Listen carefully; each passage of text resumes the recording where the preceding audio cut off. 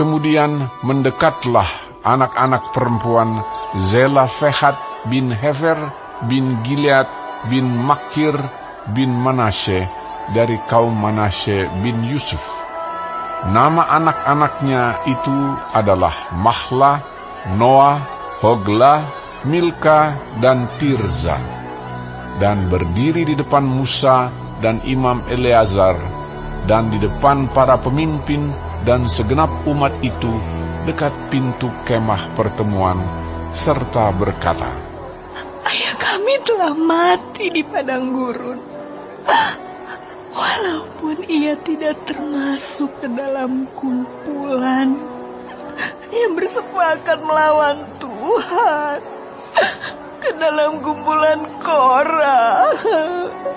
Tetapi ia telah mati karena dosanya sendiri, dan ia tidak mempunyai anak laki-laki.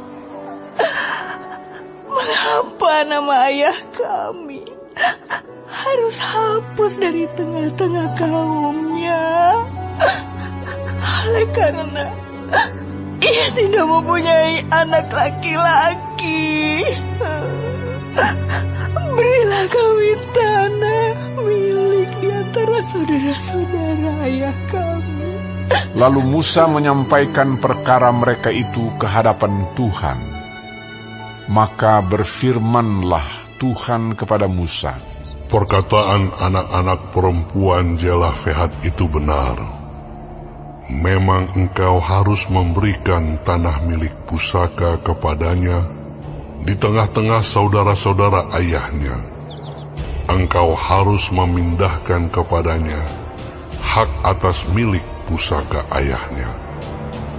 Dan kepada orang Israel engkau harus berkata, apabila seseorang mati dengan tidak mempunyai anak laki-laki, maka haruslah kamu memindahkan hak atas milik pusakanya kepada anaknya yang perempuan.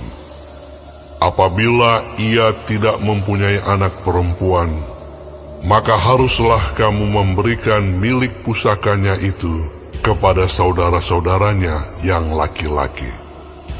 Dan apabila ia tidak mempunyai saudara-saudara lelaki, maka haruslah kamu memberikan milik pusakanya itu kepada saudara-saudara lelaki ayahnya. Dan apabila ayahnya tidak mempunyai saudara-saudara lelaki, maka haruslah kamu memberikan milik pusakanya itu kepada kerabatnya yang terdekat dari antara kaumnya, supaya dimilikinya. Itulah yang harus menjadi ketetapan hukum bagi orang Israel, seperti yang diperintahkan Tuhan kepada Musa. Tuhan berfirman kepada Musa, naiklah ke gunung Abarim ini, dan pandanglah negeri yang kuberikan kepada orang Israel. Sesudah engkau memandangnya, maka engkau pun juga akan dikumpulkan kepada kaum leluhurmu, sama seperti Harun abangmu dahulu. Karena pada waktu pembantahan umat itu di padang gurun Zin, kamu berdua telah memberontak terhadap titahku untuk menyatakan kekudusanku di depan mata mereka dengan air itu.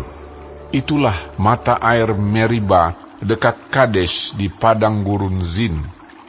Lalu berkatalah Musa kepada Tuhan, biarlah Tuhan, Allah dari roh segala makhluk, mengangkat atas umat ini seorang yang mengepalai mereka waktu keluar dan masuk, dan membawa mereka keluar dan masuk, supaya umat Tuhan jangan hendaknya seperti domba-domba yang tidak mempunyai gembala.